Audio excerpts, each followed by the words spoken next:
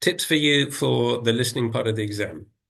Tip number one is each listening question is worth 1 point. Okay, so there is a maximum of 30 points in the listening exam. Part one is 6 points, there are 6 questions. Part two is 8 points, there are 8 questions. Part three is 6 points, there are 6 questions.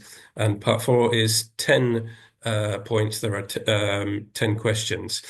So you need to do parts 2 and 4 well, okay, to sort of make progress passing the exam.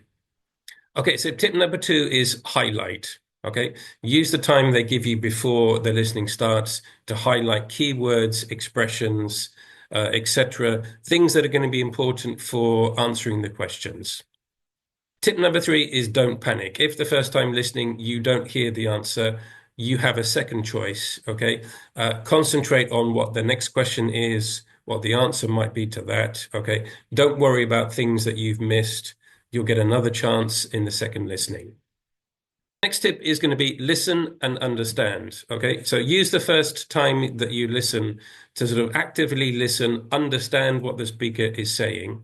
Okay, and then the second time, listen to answer the questions. Okay, now that you've understood properly listening the first time, hopefully that should give you better understanding when you're answering the questions the second time. Okay, this takes practice. Okay, it might not be for everyone, but it's worth looking at, especially for part 4.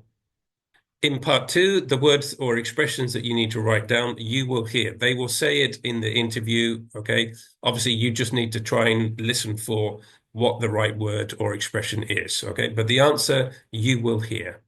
The next tip, in part 4, it may well be that the second question that you have to answer is the first thing that the speaker talks about. Okay, be aware that it's not necessarily question 1 they answer, then question 2. Okay, it could be the other way around, and it could be that they answer question 2 first.